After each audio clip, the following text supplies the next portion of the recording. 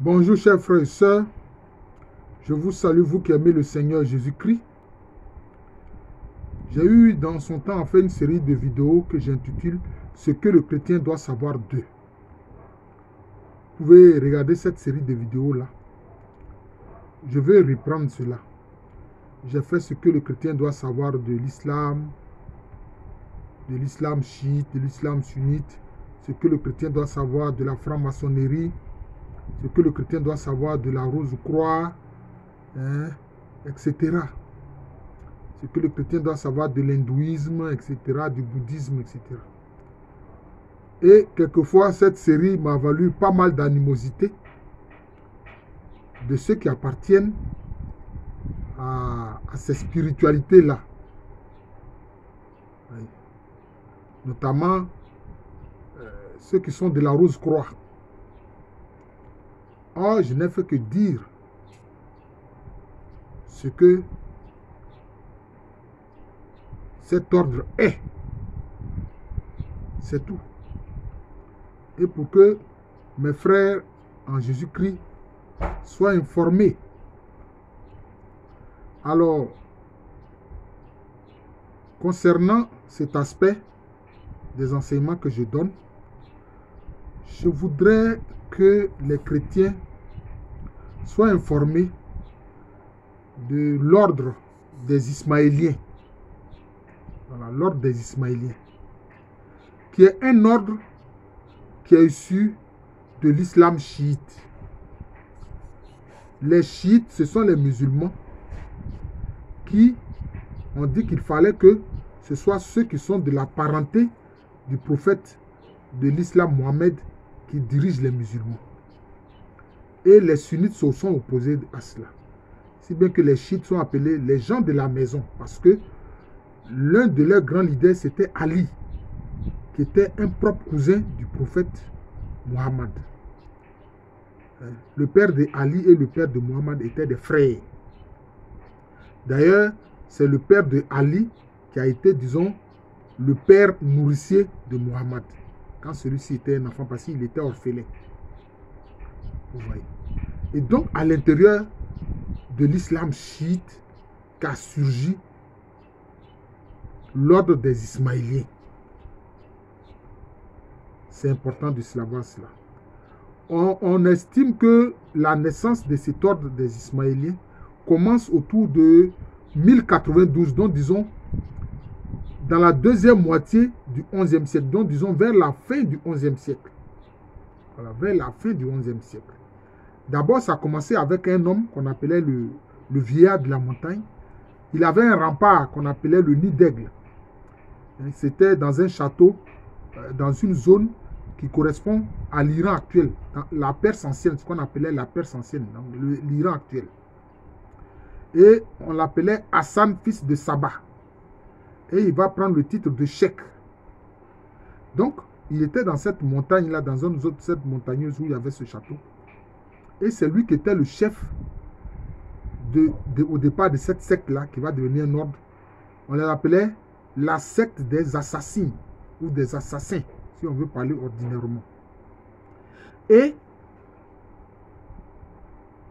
cette secte-là qui va devenir l'ordre des Ismaéliens, par la suite, ça va prendre le nom de ordre des Ismaéliens. C'est un ordre initiatique. C'est un ordre initiatique qui a, disons, 9 grades initiatiques. Dans un premier temps, on met, disons, l'initié dans un doute, le futur initié dans un doute. Comme qui dirait le doute scientifique. Voilà. Mais là, ici, c'est un doute spirituel. Voilà. Et puis maintenant, on lui dit que il y a ce qu'on dit officiellement, et puis il y a la vérité cachée qui doit lui être révélée. Alors, il prête un serment de soumission absolue au maître. Voilà. Voilà. Et puis maintenant, ensuite, on va lui donner des enseignements qui sont dits secrets. Donc, le premier degré de l'initiation, d'abord. Et puis là, on va lui parler de ceux qui sont les imams. Parce que quand on parle des grands imams, c'est lié à l'islam chiite. Voilà. Ce sont les grands imams qui sont les véritables successeurs du prophète Mohammed et l'islam. Et ces grands imams-là sont censés être de la lignée des descendants de Ali. Parce que Ali a eu deux fils qui étaient des jumeaux, notamment l'imam Hussein et puis l'imam Hassan. D'ailleurs, l'imam Hussein a été assassiné, il a été tué lors d'une bataille. Voilà. Face, disons, au calife de la dynastie des... la première dynastie là, des califes, des Mouawiya. Voilà, la dynastie des Mouawiya. Voilà. Et d'ailleurs, dans le champ de bataille, ses partisans l'avaient un peu abandonné et il a été assassiné. Et c'est ça que les chiites célèbrent. D'ailleurs, ils ont célébré ça il y a quelques jours, qu'ils appellent Ashura. Hein? C'est-à-dire le martyr, hein, de l'imam Hussein, qui est un fils de Ali. Parce que non seulement il est un fils de Ali, cousin du prophète Mohammed, mais il est un fils de Fatima, la propre fille pardon, du prophète Mohammed. Voilà. Et donc, ces imams-là sont les véritables successeurs du prophète Mohammed. Voilà. Et ce sont ceux-là qui sont la source des connaissances. C'est ce qu'on enseigne notamment à l'initié. À l'initié. Et puis maintenant, on lui dit qu'on va lui révéler vraiment la vérité absolue. Notamment au niveau du 3e degré, on lui révèle certains noms. Voilà. Les noms, disons, ésotériques des 7 imams. Et puis les mots secrets pour les invoquer. Alors au niveau du 4e degré, il faut la révélation de ce qu'ils appellent les 7 législateurs mystiques. Alors ces 7 législateurs mystiques sont Adam, ou Adama, c'est-à-dire Adam, Adama, Noé ou nous, parce que chaque fois j'ai dit le nom tel que c'est dit dans le christianisme et puis ou dans le judaïsme tel que c'est dit par les musulmans. Voilà. Noé ou nous, Abraham ou Ibrahim, Moussa, Moïse ou Moussa, Jésus ou Issa ou Enza, Muhammad et puis Ismaël. Donc voici les 7 législateurs dont qu'on va lui révéler. Voilà. Ensuite, il y a les 7 aides mystiques, ce qu'ils appellent les 7 aides mystiques. Ces 7 aides mystiques sont 7. 7 en fait, c'est l'enfant que Adam et Ève ont eu après que Caïn ait assassiné Abel, son frère. Voilà. 7, Sem, Ismaël, bon, un autre Ismaël, hein, Aaron ou Haroun, hein, Simon, Ali, Muhammad, fils d'Ismaël. Un autre Muhammad qui est fils d'Ismaël. Voilà. Et donc, c'est ce groupe-là qu'on appelait anciennement les assassins, qui aujourd'hui, depuis, disons, le 19e siècle, hein, c'est-à-dire les années 1800 et quelques, sont appelés l'ordre des Ismaéliens. L'ordre des Ismaéliens. Alors, eux-mêmes, ils se donnent le nom de peuple de la vérité. Ils se donnent le nom de peuple de la vérité. Alors, à partir du 5e degré, on révèle les noms de pouvoir, hein, des 12 apôtres qui sont sous les 7 prophètes. Hein, qui sont sous les 7 prophètes. Eux aussi, ils parlent de 12 apôtres. Voilà, qui sont sous 7 prophètes. Et puis maintenant, on apprend à l'initié, disons, comment se concentrer, le pouvoir de concentration pour pouvoir influencer ce qu'il veut influencer. Et ils ont une litanie qu'on lui enseigne, n'est-ce pas? Ils ont une litanie. Bon, dans l'islam, la litanie est appelée zikr. Donc, ils ont un zikr qui lui enseigne sur un nom qui est curieux, que moi-même je ne connais pas, que je ne comprends pas. Mais le nom, c'est Akazabataï. Akazabataï. Voilà. Akazabataï. C'est ce nom-là, hein, qui est un zikr que l'initié doit répéter sans cesse pour, disons, pouvoir se concentrer, pour pouvoir influencer ce qu'il veut. Si c'est des personnes qu'il veut influencer, si c'est des objets qu'il veut influencer, si c'est une situation qu'il désire, voilà, donc c'est comme ça. Akazabataï. Voilà.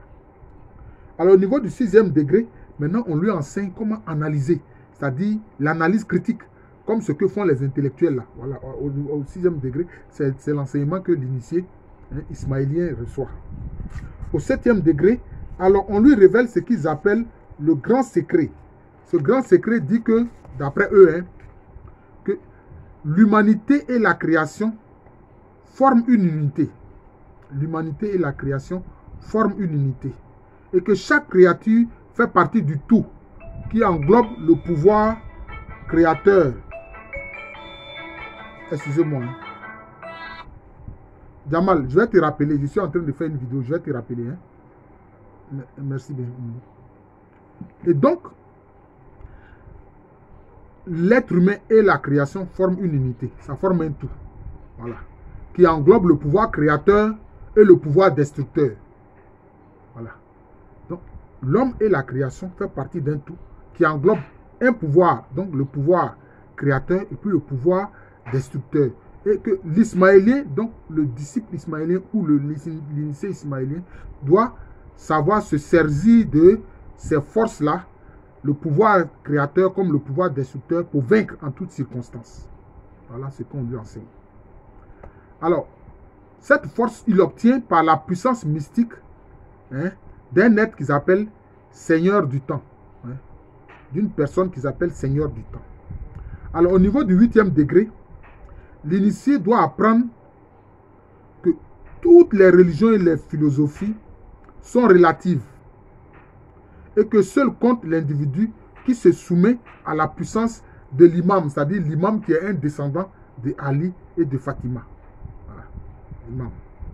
Mais l'imam, en fait, on le voit, c'est celui qui dirige l'ordre des Ismaéliens. C'est ça l'effet.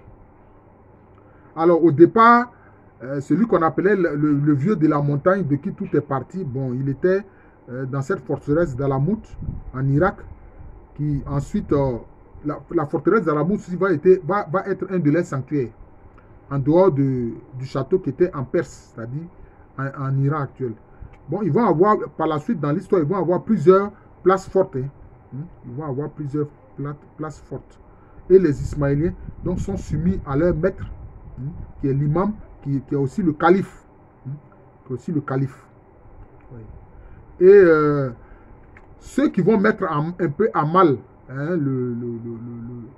l'ordre des Ismaéliens, ce sont les Mongols, notamment au XIIIe siècle. Ce sont les Mongols. Bon. Alors, au sein donc de l'ordre des Ismaéliens, il y a les missionnaires qu'ils appellent Daïs. Il y a ceux qu'ils appellent les Rafiks, c'est-à-dire les amis. Et puis, il y a ceux qu'on appelle les Fédafis, c'est-à-dire les fidèles. Les Fédafis, ce sont vraiment, parmi eux, ceux qui sont prêts à exécuter les missions délicates, même s'il faut qu'ils aillent assassiner quelqu'un. Voilà, ce sont les Fédafis qui le font. Et souvent, ils sont habillés en blanc avec une ceinture rouge. Voilà, c'est comme ça. Alors, de nos jours, le grand maître, le calife, le grand imam des Ismaéliens, pardon, c'est l'Aga Khan. C'est l'Aga Khan. Voilà.